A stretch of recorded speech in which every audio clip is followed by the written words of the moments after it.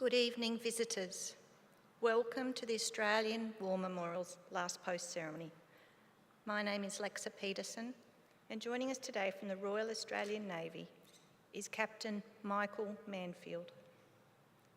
This evening we are honoured to welcome Mr. Victor Wallström, Group Head of Communications and Sustainability, Saab, Sweden, and the accompanying delegation. We welcome the veterans who have served, those that are still serving, and the families that love and support them. The live stream of this ceremony is made possible by the Returned and Services League of Australia and the RSL and Services Clubs Association. We welcome members who are watching the broadcast of this ceremony across Australia. During this evening's ceremony, wreaths will be laid at the base of the Pool of Reflection by visitors to the memorial and students from Fintona's Girls' School from Balwyn, Victoria. Australia's Federation Guard is the tri-service ceremonial unit of the Australian Defence Force. They provide a ceremonial presence at civil and military events and during visits to Australia by foreign dignitaries. The Guard will now dismount the catapult party from the tomb of the unknown Australian soldier.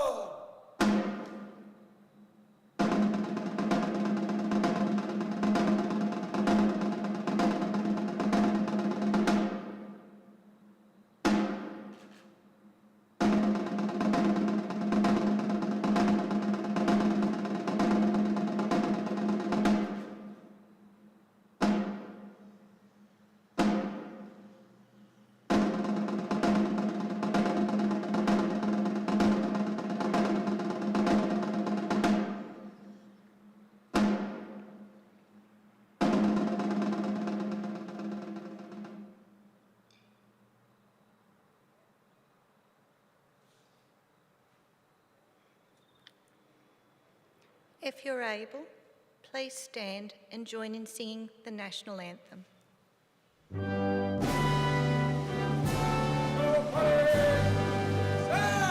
Australians, oh let us rejoice, for we are one and free. With golden soil and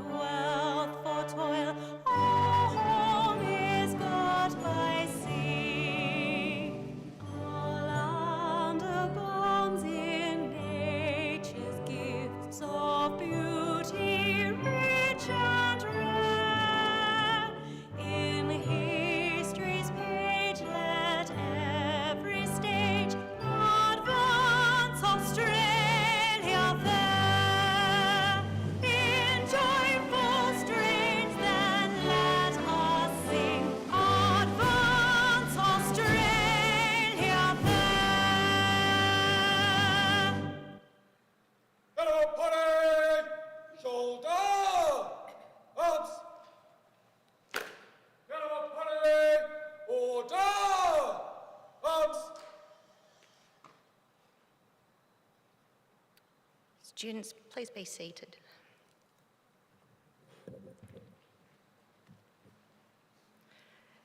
The Australian War Memorial was the vision of Charles Bean, Australia's First World War official historian. Bean landed with the Australian troops on Gallipoli and stayed with them at the front through to the end of the war. The idea of this national memorial and museum came to him at Pozières, France, in the depths of the bloody fighting of 1916. Bean's idea was that this would be a place where families and friends could mourn loved ones buried in faraway places. It would also be a place that could help all Australians understand what these men and women had endured and what they had done for us. Bean's vision, to which we remain true, is best expressed as inscribed at the entrance to the memorial's galleries. Here is their spirit, in the heart of the land they loved, and here we guard the record which they themselves made. Tonight, we will read the story behind just one of those on the Roll of Honour, which lists the names of more than 103,000 men and women who have given their lives for us in war and on operations for more than a century. But first, we present a lament. Flowers of the forest. Wreaths or floral tributes will now be laid at the base of the pool of reflection.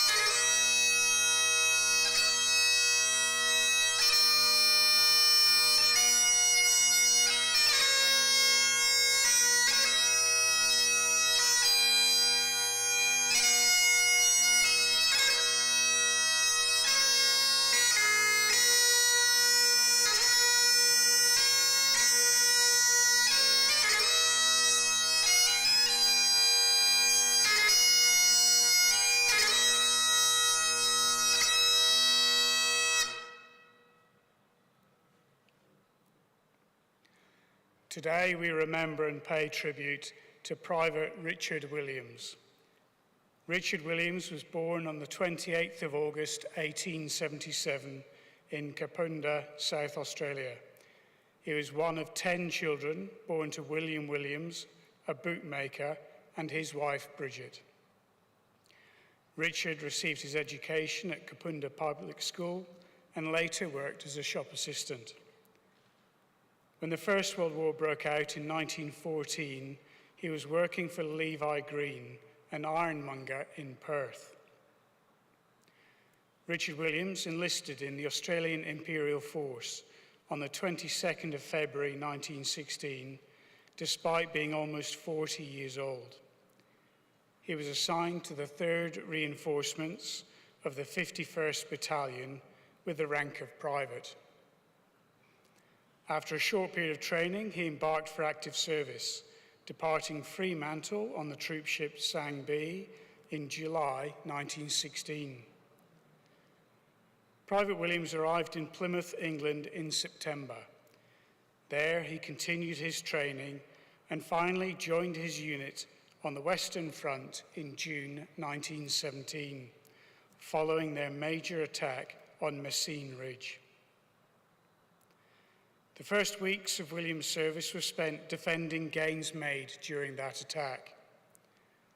It was not long before Williams was drawn into his first major battle, when the Allies attacked German positions at Polygon Wood in September 1917. Though the attack was largely successful, it came at the cost of almost 6,000 Australian casualties. Following the heavy casualties suffered in the early campaigns, the 51st Battalion settled back into a routine of training and manning the trenches as another cold winter set in. Williams was granted a short period of leave in March 1918. His return to the lines was soon followed by the German Spring Offensive, in which the enemy launched numerous strong attacks along the Allied front. During this period, Williams was evacuated to hospital behind the lines to receive treatment for a severe case of trench foot, as well as general strain from service. He remained in hospital for several months. Within days of his return, however, Williams was again pulled from the front lines, having been found unfit for service. Private Williams was sent to England and informed that he would be repatriated to Australia. This caused him months of worry until he embarked in September 1918. His early discharge, as well as continuing mental health problems from his time at the front, caused Williams to become suicidal. Off the coast of South Africa, he jumped overboard and attempted to drown himself, but he was rescued and returned to the ship. Williams was locked in the ship's cell and kept under guard, but he began to suffer from delusions. The chaplain on board became increasingly worried for him, recording, "Williams was under the impression that he was to be shot in the morning because the military police had black armbands on their arms." He complained that it must be something serious about the guard had taken away his razors, and he had a strong impression he was returning in disgrace. He said he would rather do anything than go back to Australia, and that he would see me in the morning if he were alive. Private Williams would not live to see the chaplain again. On the 11th of November 1918, as the ship neared the port of Fremantle, Private Williams wrote a farewell letter. It read, "I am wrongly accused of malingering, but as God is my judge, I am perfectly innocent of ever complaining wrongly. It is a put-up job with the officers of this battalion. I was never a crawler or a waster. I have always done my bit wherever I was. Being slow in thought, I never once dreamt that such a cowardly thing should be brought against me. I am taking my own life, but God help those that have been my downfall. Some are dead, others are living. May they have luck, is all I can say. I am innocent." Williams then requested that he be taken to the barber for a shave. The guard was returning Williams to his cell when he darted for the edge of the ship and threw himself overboard. Several lifebuoys were thrown to him, all of which he swam away from before disappearing beneath the waves. Later that day, the armistice was signed, putting an end to the First World War. With no grave but the sea, Private Richard Williams is commemorated on the Australian Memorial at Villers-Bretonneux in France. He was 41 years old. His name is listed on the Roll of Honour on my right, among almost 62,000 Australians who died while serving in the First World War. A photograph of his name listed on the Villers-Bretonneux Memorial is displayed today by the Pool of Reflection. This is but one of the many stories of service and sacrifice told here at the Australian War Memorial. We now remember Private Richard Williams, who gave his life for us, for our freedoms, and in the hope of a better world. Please stand for the reading of the Ode and sounding of the last post. Arms!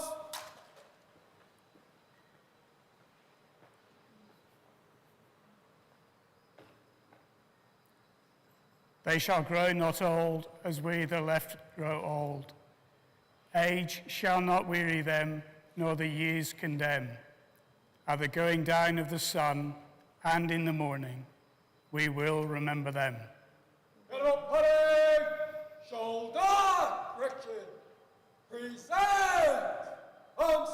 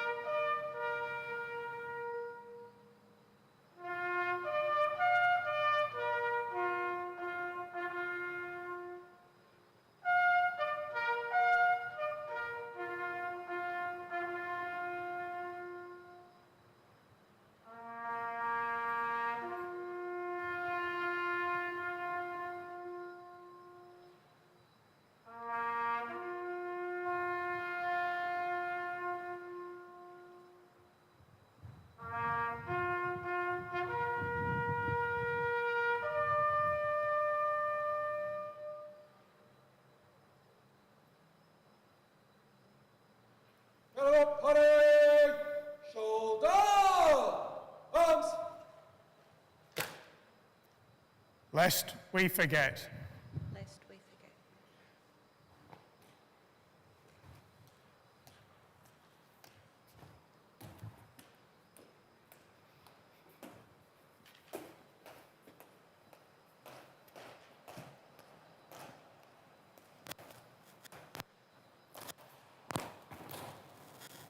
Get up, Paddy! Inwards! Turn! Get up, Paddy! Reach! March!